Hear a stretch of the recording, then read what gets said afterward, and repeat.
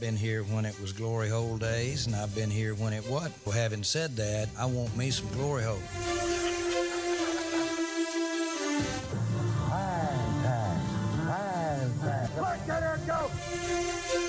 This is Silver and Blue Nation, the voice of the fans. Here's Big Game James and producer G. How about this, Cowboys?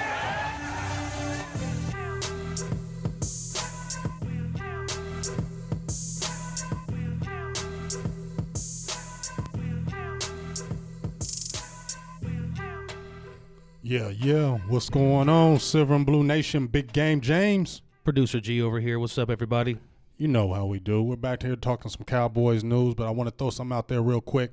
I posted something on the page, Big Game James and Silver and Blue Nation, about the interview we had with Greg Ellis. We did have the interview. Make sure when this session ends that you check out that interview. It was a real good thing. Found a lot of things that Greg Ellis is doing outside of football, and also got some good questions about that 1998 infamous draft with him and Randy Moss. Good stuff that you're going to want to listen to and going to want to hear, so make sure you check it out at the end of the show. It's some good stuff. Yes, like he said, we will air that right at the end of the show. We just got done pre-recording that, so get ready for that, and then we'll also have individual cuts coming out from that throughout probably tonight as well. So yes, sir. Watch for that to drop. Hey, Greg Ellis is a good guy, country boy, just a good guy, deep in the community. And just was gracious to give us that time. So shout outs to Greg Ellis. And make sure you check out his page. He does a lot of things, like I said, outside of football, producing movies, film writing, screenplays, things of that nature. Some really good stuff. So go out and check out his page, Greg Ellis, on Facebook, and you'll be able to see a lot of that good stuff that he does outside of football.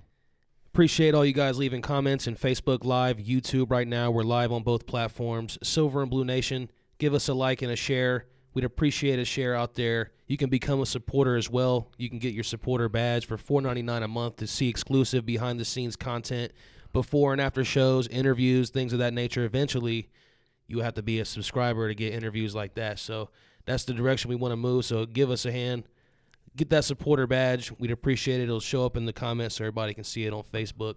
We got a little bit of a shorter show today. We're kind of rushing through here, but we can jump right into it. The big hot news of the week. Jason Witten comes out of retirement. Right. You didn't really like this. I just wasn't saying I didn't like it. I just wasn't jumping up. Well, you didn't see how it made us better, really. Yeah, I didn't see how it made us better. I wasn't jumping up and down when you hit me up and you was like, I was tripping because I told you I was knocked out of sleep because I'm getting over the flu. That's why we kind of joined there, because I'm kind of under the weather. But when you hit me up, you was like, you missing this. What's up, dog? You usually be on this. I was knocked out sleeping. When I saw it, I didn't believe it. You know what I mean? I was just like, what, for real? And then when I saw it, it's just like I wasn't just jumping up and down because a lot of people will say he gets us over the hump, but I don't know how Jason Witten gets us over the hump to the Super Bowl. You know what I mean? That's just my opinion on it. Yes, the leadership. Yes, they talk about mentoring players, but he never really mentored players when they was there. He never did that. He basically told them, tight ends, get to the back of me. I'm running this. You know what I mean? He wasn't really mentoring them. You know, we all know he doesn't have the greatest speed. I'm not bashing. I love Witten, but he doesn't have the greatest speed. His yards per carry after the catch was like 1.9 or lower than that, average 8.9 before he left, and that's a year out of football and you're coming back.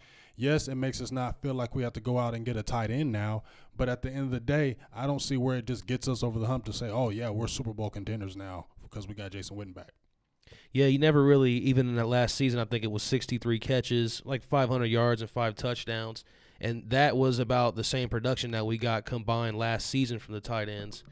And, you know, he's not a chain mover anymore. He's kind of 2 or 3 yards out. You know what I mean? Just can't really stretch the field, like you said, and get down the field. So, and when people say he's a safety valve, Dak needed a safety valve. But when I looked at the team, when we got Amari Cooper, that became Dak's safety valve because we was 3-5. We had Ezekiel Elliott, and he was running the ball, but we were still 3-5. You know what I mean? When Amari Cooper came, he changed the dynamic because he's a dynamic receiver. Everybody got better. You get what I'm saying? So when you're bringing a Jason Witten, yeah, now does he take away snaps from like a Blake Jarwin? I know a lot of people still aren't sold on him, but you saw him start to come on at the end of the year. Does he take snaps from him? And also I was just the salary. He's making $3.5 million, and he's doing what, 20 to 25 snaps a game? I mean, we could have used that money elsewhere. I mean, why couldn't we do a league minimum with him and use that money elsewhere? Because we still need to sign players. I mean, we were going to talk about a few other things about some players wanting money, so why would we just give $3.5 million with possibly up to $5 million for one season and have only playing part-time? Yeah, it would be strange to have your highest paid player at his position not starting because he might be coming off the bench. Right, and we saw people coming off the bench. Sean Lee. We saw how when Sean Lee was coming off the bench, it was taken away from LVE. You saw how the change was going, and it looked like, you know what, this is a changing of the guard now. We just need to keep LVE out there. And I just feel like we need to get a dynamic tight end right now. You've seen these tight ends. Noah Fant from Iowa, he ran a 4.51. You know, you got these dynamic tight ends that are out there. We need those type of guys now. We need those type of guys that can stretch that field. That becomes a safety net with Dak when he got guys that got a 4.5, 4.6 speed and killing people down the middle. You know what I mean? They said Jason Witten with the red zone, but if we got a dynamic tight end that's out there now, it changes the whole complexity of the team. Yeah, I was kind of looking forward to like a Tyler Eifert. I know he was injury prone, but just some new blood just to see, you know, if we could add that dynamic element to the offense like what you just said. Yeah. Again, appreciate everybody tuning in right now. If you're just joining us, it's Silver and Blue Nation Live Podcast. We're here every Sunday at various times, but we're here every single Sunday for you guys to be the voice of the fans. What's up, Gambino? We're not getting a ton of comments in today because we kind of got to be quick with this show, but stick around for the Greg Ellis interview. That's coming up. You don't want to miss that. He talks about that 1998 draft experience with Randy Moss, you know, being not compared, but kind of having that whole thing shadow over him most of his career. So stick around for that exclusive interview only with Silver and Blue Nation. Mm-hmm. And let's move on here to a couple other things we need to talk about before. Okay. Which one do you want to get into next? We got Beasley, Gregory, and Lawrence to talk about. Let's jump on Randy Gregory right quick. You know, we heard the news that he was being suspended again. You know, I don't know the logistics of it. If the fourth time? Yeah, fourth time. I don't know the logistics about him coming back this year. But, you know, a lot of people really dogged him. I'm kind of half and half because I'm confused because is this really a disorder? You know what I mean? I guess that's what I really want to know. You know what I mean? Like, I don't want to bring up David Irvin like that, but I feel like their situations are different. You know what I mean? Mm-hmm. But I think the issue is, like, does he really have mental health issues, or is this just like something that it's just like, I just can't stop doing this? And that's just what the frustrating part.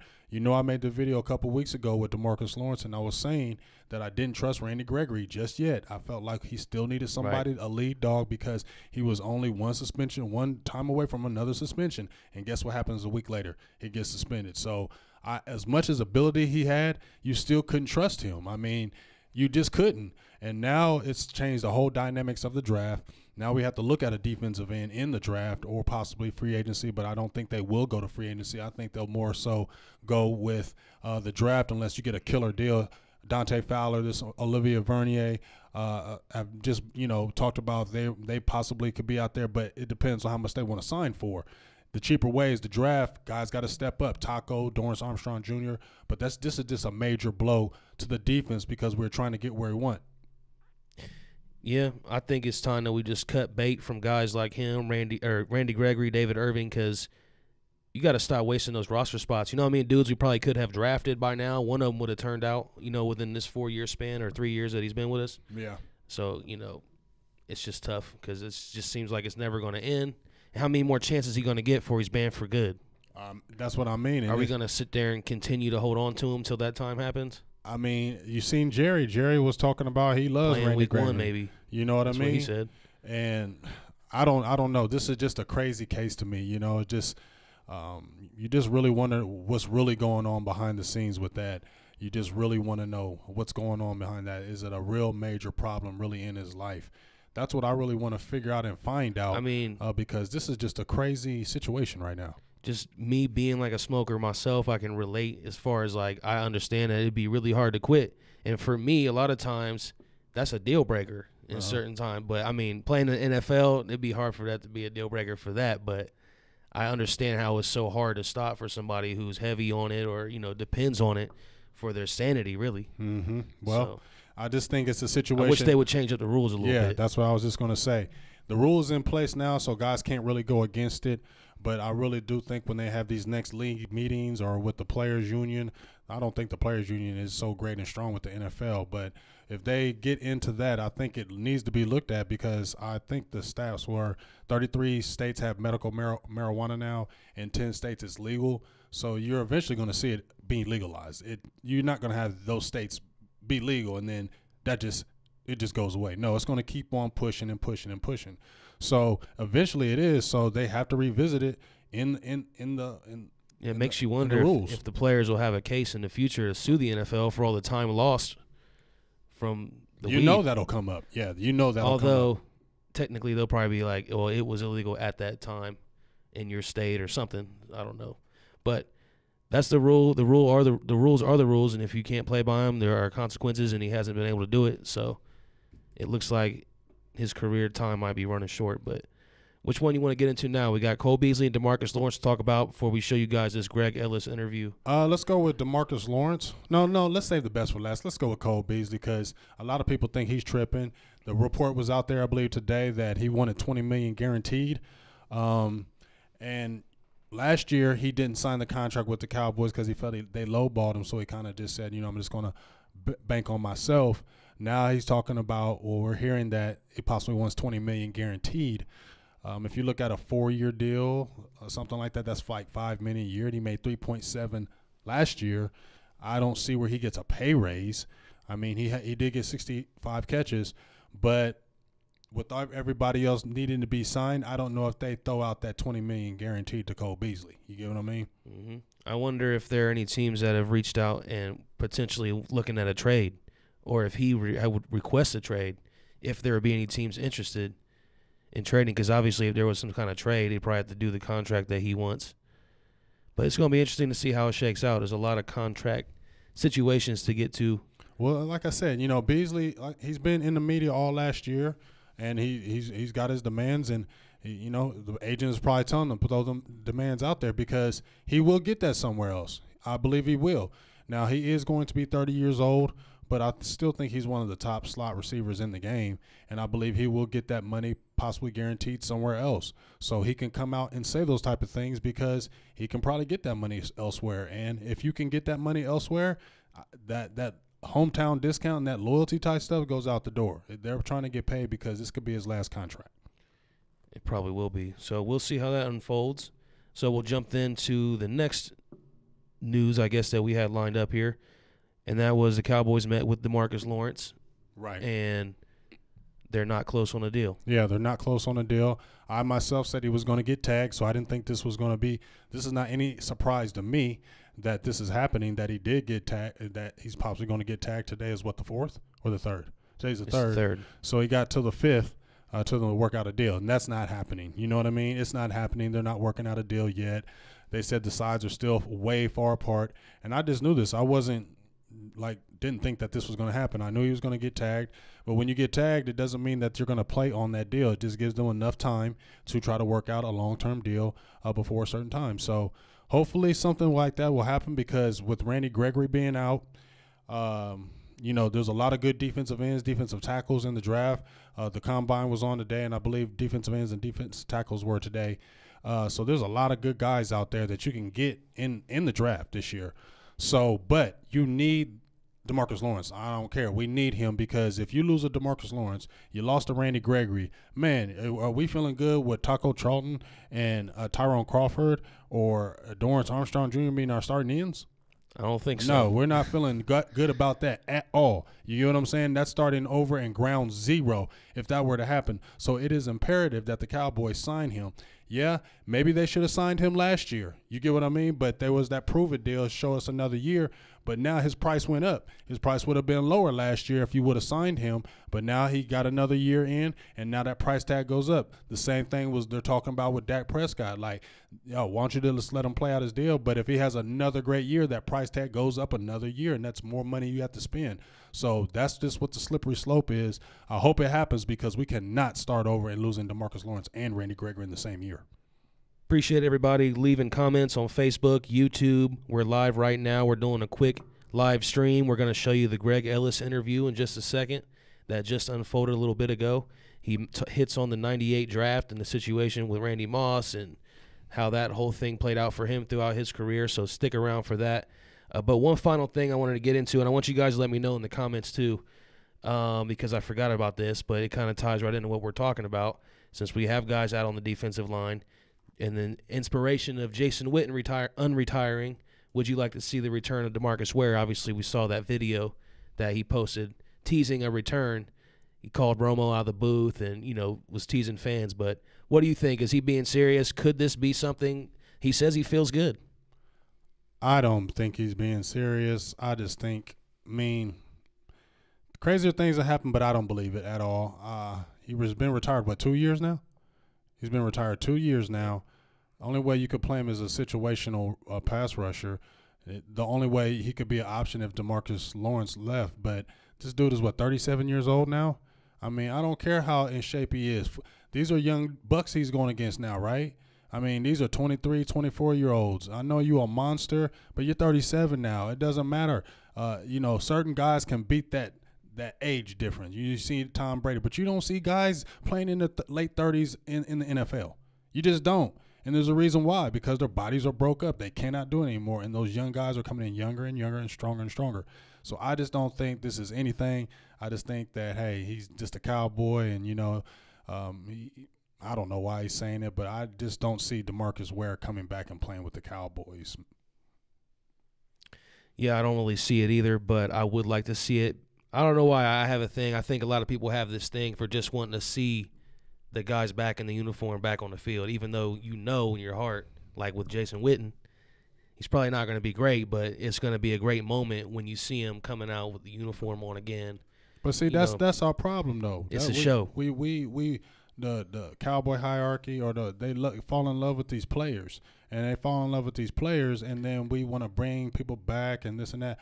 I don't hate anything, but I know this is a business first and foremost. That's what I learned when we got in the media. This is a business, so I just try to look at the business side of it more than the personal side of it, because you can be personal all you want. You can love a player all you want, but if them numbers don't match up, it don't matter how much you love that player. That dude's not going to be here.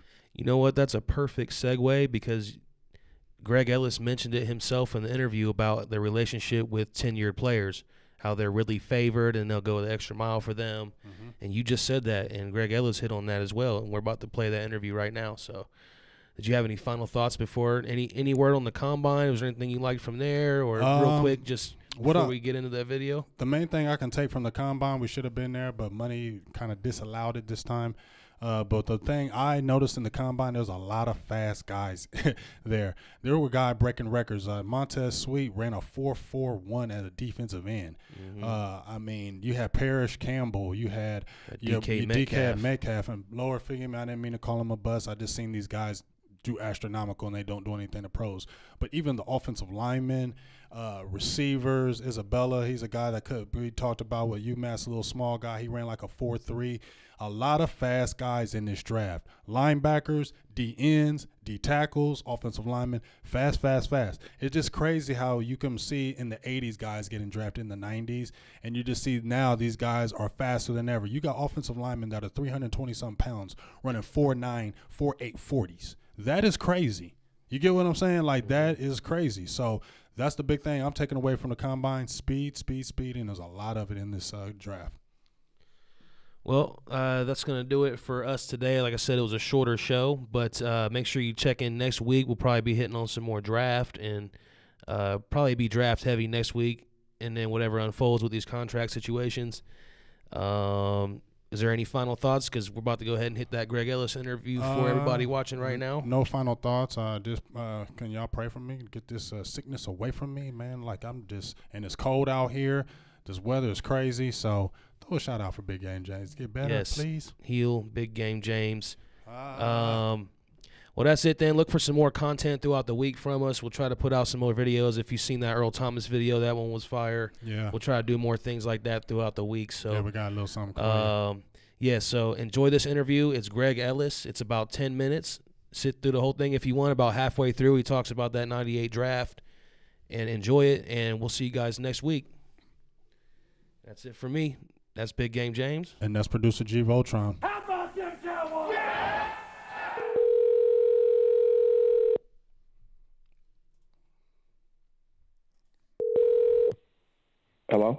Hello, Mr. Ellis. This is Big Game James with Silver and Blue Nation. How you doing today? I'm doing terrific. How are you doing? I'm doing great. We definitely thank you for taking out a little bit of your time because we wanted to keep it old school. I like to bring back the old school and like to really have questions to what they're doing outside of football. And you have a really interesting background that you're doing outside of football. So I'm going to just kind of jump right into it. My first question for you is, when you retired from the Cowboys, well, actually, when you retired playing 12 seasons, 11 with the Cowboys, was drafted in 98. When you retired with the Cowboys, did you kind of have a feeling of what you was going to do outside of football? Yes and no. Yes, in the fact that I was doing stuff while, my career was winding down, if you would. I experiment with a little real estate. I bought a house and put it on a government assistant program just to find out, what is real estate actually like when you're hands-on with that. And then I started a photography and video company, and not doing a whole lot because obviously, my main deal was football. Right. So I started that kind of thing. And then since football is, wound down, obviously I've pushed hard to do more stuff. Right. But the path it kind of followed was the path of the video and the photography. Okay. Well, actually, I did a little bit of background because I got to watch a movie called Carter High. So when I seen that movie and I was like, Greg Ellis produced this? I was like, hold up, what is he really doing beyond this? Because that was a fabulous movie. What really got you to really go with that movie and kind of roll with that? Well, I really want to help people, and I don't mean it as a cliche. I know we say we want to help people, but for me, I think one of the biggest ways to help people is to put a positive message in front of them, and then it's challenging to get them to really absorb that message and to carry it out, and through entertainment. And with a positive message or with the right message, I think that's one of the biggest ways we can really help each other. Right. Like I said, that was a fabulous movie. It got me hooked. I actually watched it like 3 times, and I definitely appreciate you bringing that out. So that was a great movie. Thank you. Now, also, I did a little background check and seen you had this thing called Watch Night. It's kind of like a screenplay. Kind of tell me about what that is. Well, a lot of churches have what they call watch night service at their church. Have you ever heard of that? Yes, I have. They usually do it kind of like at the end of the year kind of thing. Yep. And so the average person, they don't know how and why we actually have watch night services in our church. Right. If you ask somebody, they will say, well, it's just to thank God for us making it through another year, and we're praying for blessings upon this new year. And that's true, and that's good. But when you look back, and you can even Google it, but when you look back and research, that tradition actually started in 1862, New Year's Eve. And slaves started that because 1863, New Year's Day, the Emancipation Proclamation was to go into effect. It got signed September 22nd, 1862, but it was scheduled to go into effect 1863, New Year's Day. So some slaves knew they were going to be set free, and so they chose to gather and praise God and to worship and to fellowship with each other about what they thought the first day of freedom was going to be like. So they stayed up all night long doing that, and they was watching for the first day of freedom to come. No, that's pretty deep. That's amazing. Yep.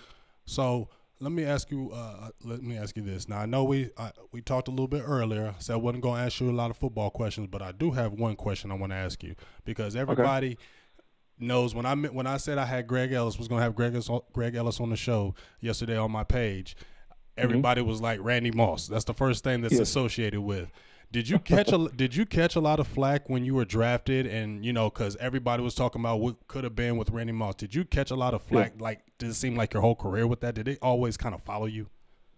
Yes, it did. And it started from day one. And to be honest with you, I didn't really pay a lot of attention to it because I was focused in on, okay, I have to, not let this team down. They drafted me in the first round. There's a lot of pressure. I got to be able to perform and do good out here. So I was like, God just blessed me to be able to do that. Right. But as my career and Randy's career progressed, people kept still talking about Greg Ellis, Randy Moss, Greg Ellis, Randy Moss. Right. And the reality of the situation is Randy Moss has had an outstanding, as he is, Hall of Fame career. Well, Greg Ellis has still had an outstanding NFL career. Yes, sir. Now, has my career been on the level of Randy Moss? Certainly not. I'll be the first to tell you that. But would a professional team look back and say, man, Greg Ellis was a bust? No, sir. No, right. Nobody can say that. So I liken it to this on a bigger scale, is that when you look at Michael Jordan, you look at Akeem Olajuwon. Akeem Olajuwon was the first player taken in the draft that year. Now, both of those guys are Hall of Fame guys. But, the reality of the situation, if you had hindsight to go do that draft again, people obviously would take in Michael Jordan first in the draft. You know what I mean? Right. But you can't argue and say, well, Akeem Olajuwon was a slouch. I mean, Akeem Olajuwon is a dominant basketball player and has had an outstanding Hall of Fame career, but just not at that same level as of a Michael Jordan. But both of those guys were still outstanding professional basketball players, as well as a Greg Ellis and a Randy Moss. So I tell them this too. I say you have to look at what the Cowboys needed at that time. And so the Cowboys needed a defensive end to help secure that defensive line during 1998, because they still had Michael Irvin. You got Troy Aikman. So you had a team that you were putting together some missing pieces to make a Super Bowl run. Now, if you do get Randy Moss that year, you may score a lot of points, but how will your defense perform? Will you, have a missing gap because you didn't get a strong defensive end? So again, hindsight, nobody knows. But Randy has had, as you see, an outstanding NFL career. But I think looking back and hear people talk. And even to today, I still hear people ask me, man, you should coach, and you brought a lot to the game, and you need to pass it on. So both of us have had outstanding careers, but yes, Randy's career was better than mine, but mine is not one to say that, man, he was a sorry football player. Right, definitely. Well, like I said, I loved you all day, all night, and especially when you had that comeback player of the year. When you tore your Achilles, came back like a gangbusters, and you just always kind of been the model citizen with the Cowboys. That's one of the reasons why they did draft you, because you were an upstanding person in the community and on the football field. So I'm glad that they drafted you, and I'm glad that you gave him in this interview today. I do want to ask a couple more things for you, Mr. Ellis. Okay. One is, do you still talk to Jerry Jones? Do y'all still have a relationship? Because I know guys that have a long tenure with the Cowboys, he kind of keeps them close. Do you ever go to functions or anything like that? Yes. And that's one thing. You're exactly right. The rumors are true. Jerry, if you are a long kind of tenured player for him, he keeps up with you. He wants to know what you're doing, what you got going on. Unfortunately, our last event was at Wade Wilson's funeral, right. Who was a player for Minnesota and coach here with us in Dallas. And so, I went. A lot of us guys went. Jerry was there, and he and I caught up a little bit, and talked to his wife as well. So yeah, he likes to keep up with us. That's a good thing, and a lot of people don't really kind of see that behind the scenes. What Jerry does, especially with players that have a tenure with the Cowboys, is something that's really big. I want to get out of here, but I want to ask you one last question. Do you have any upcoming projects going on, like maybe with movies or anything like that, and anything kind of in the works? I have another stage play that continues, I guess, kind of like a sequel from the Watch Night play. Okay. Because Texas didn't release their slaves until 2.5 years after they were supposed to, after the Emancipation Proclamation in 1865, June the 19th, hence the term Juneteenth. I don't know if you've never heard of Juneteenth. Yes, I definitely have. But Juneteenth is the date in which General Granger sailed down to Galveston, Texas, and mandated that Texas, hey, you have to follow, you have to comply, and you have to free your slaves. And so we have a date coming up here in June the 15th. One is June 15th. One is June the 18th, which is a storyline leading up to the first day of freedom here in Texas. Well, hey, I can't wait to kind of. I'm gonna check that out, and I want to kind of. Okay. Now, do you have that on? Are you gonna have that like on like a Facebook page, or is this something that you can kind of look out on your own when you have that type of play? Yeah, we put them on Facebook, run the ads and let people know about it. And I'm not a huge social media guy. I do my best. And so, you'll see it start showing up on my page as well. Okay. So, yeah, I want it to spread. And, we showed this play last year in Irving, Texas. And actually, they made a proclamation for June. I forgot the date, but one of the dates in June to be officially Greg Ellis Day in Irving, Texas, because of that play. Nice. So people like them. They enjoy them. They're educational. They're entertaining. And I want to continue to do them every year because it's educational. But it's also entertaining, so people are laughing and having fun. Right. But they're also learning about, why we have a lot of residue that spilled over from slavery. Right.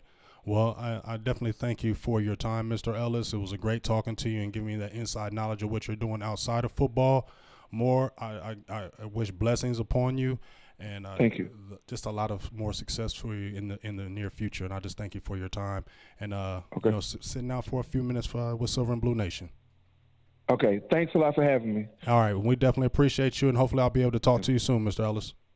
Okay, thank you, James. All right, have a great day. Okay, yes, sir. You too. Bye.